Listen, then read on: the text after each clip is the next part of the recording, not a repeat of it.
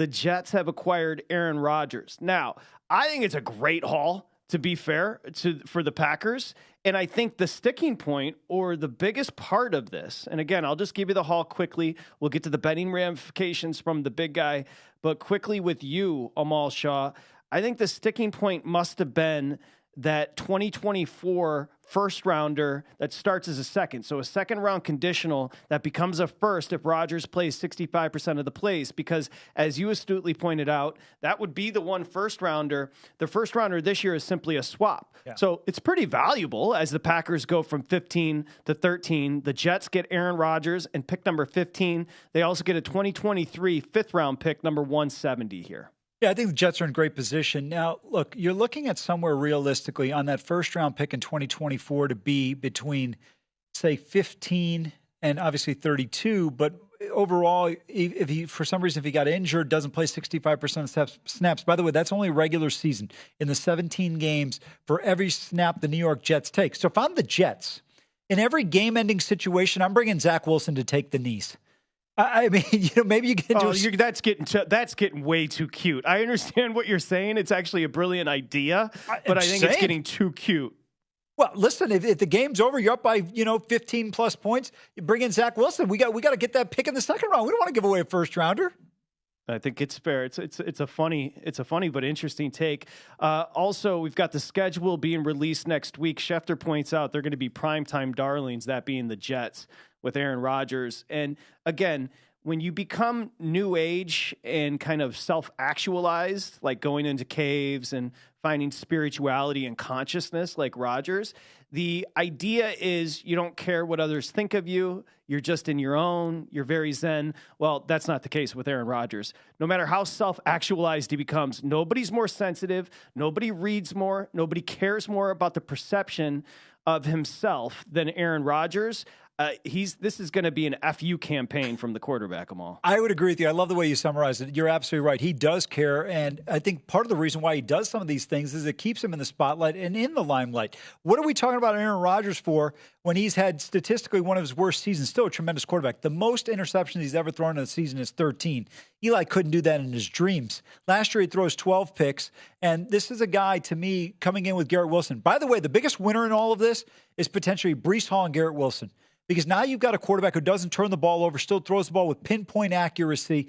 Garrett Wilson balls out for 2 years. He doesn't even have to wait to get that, situation. They might look to sign him long term. If he was in Philly with the Phillies, they would have signed him already to a long-term deal. But my point is, I think when you look at the Jets offense across the board, the offensive line, tight ends, receivers, this is a big win for them. The defense was good, but think about that game against the Pats last year. How many 3-and-outs we saw with Zach Wilson under center. That changes the dynamic of things.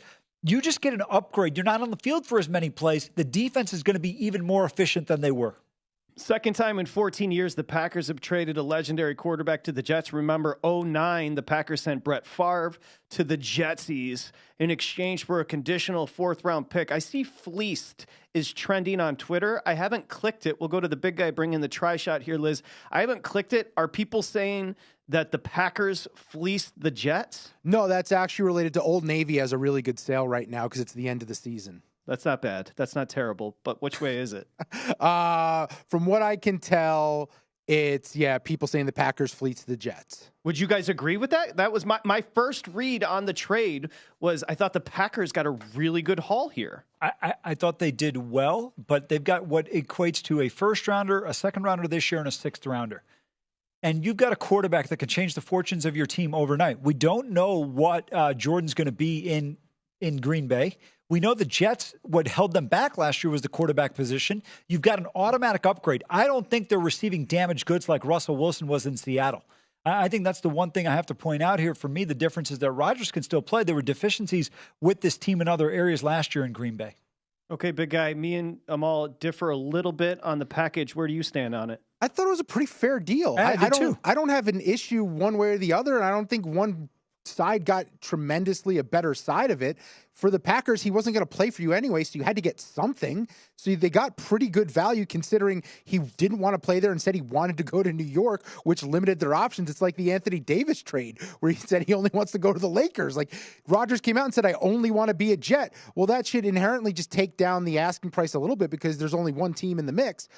So I really don't have an issue. And I think for the Jets, whatever the price was worth it if you win a Super Bowl. And that's the goal. And with their defense, with their coach, who is great on the defensive side of the ball, he can now turn the offense over to Aaron Rodgers, who's going to get superhuman powers with all the attention he's going to get in New York. Don't think that's not going to make him better. He loves the attention. And I think that this is a to win the Super Bowl. Patrick, I think Rodgers is going to have I would bet him to win the MVP. And the reason is, I think he's going to be, as Dustin alluded to, going to be focused. I think he's going to have a tremendous year. And he's one of those talents, when you write him off, he's motivated by the fact that you're underestimating him. I think he's going to play extremely well. For me, it's Mahomes, Joe Burrow, and Aaron Rodgers in the AFC. And probably, still going big picture almost in the NFL. So to Amal's point, you want to play the numbers, right? You're a numbers guy. Well, it's 14-1 on the Jets to win the Super Bowl, but 16-1 on Rodgers to win MVP. I mean, look, 14-1 seems a little bit short for a team that hasn't done anything. To me, it should still be around 18-20. But where are you guys right now in terms of the AFC and you look at the New York Jets? It's tough. Well, I think they're your third. Third or fourth? Are they the third best team in their own division? What? Right now, they're the second shot on the board at plus 250. Miami's only plus 300 behind them. Buffalo is your leader at $1.30. I was obviously Buffalo, but I was going to say you could have an argument about Miami. That roster is loaded in this Jets team. I disagree with both of you vehemently because I think Rodgers, at the most important position in sports, gives the Jets a huge upgrade compared to what they had previously. Think about how competitive and how good the Jets were without a quarterback. They were probably better off going direct snap and adding an extra blocker. But your point about the AFC, he was emotional. Hold on. He had issues. He was emotional, but the depreciation was real last year from his play. I'm not disagreeing with you, but you look at the back half of the season, he played better. I get what you're saying. I just think the Jets were in the bottom 6, 7, 8 at quarterback position. Now, to me, they've upgraded. And I get it if you guys don't sign off on Rodgers being the third best in the AFC. That's fine. I have a bias towards Rodgers. I think he's a tremendous player. By the way, just to clarify for Patrick so he doesn't feel bad, it's not the Will Anderson, De'Aaron Fox type of love, but I have a strong affinity for Rodgers. I understand. Big guy interrupted you. What were you saying? Well, I think Amal's point about the AFC is extremely valid. Like, I think Rodgers did kind of botch this. I think he looked at the Jets roster in a vacuum and he went, I can win with that roster, but didn't think about the fact that he's got to go through the Chiefs and the Bengals and the Bills and Justin Herbert and the Chargers, potentially Miami. The Jaguars aren't going away and they're building. The Ravens when Lamar comes back. Watson should be better year 2 with Cleveland. Like, it is a gauntlet. I agree with what you're saying, but let me ask you guys this question real quick. Breece Hall was injured last year. When you look defensively, Buffalo, Kansas City, Cincinnati, you mentioned Cleveland, maybe you want to throw the Chargers in there. Which one of these teams would you rank as having a better defense than the Jets? Maybe one of those teams?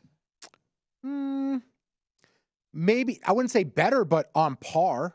Okay, that's fine if it's on par. All I'm saying is when a team kept on going continuously 3 and out, you bring in a quarterback who has the ability to sustain drives on third down.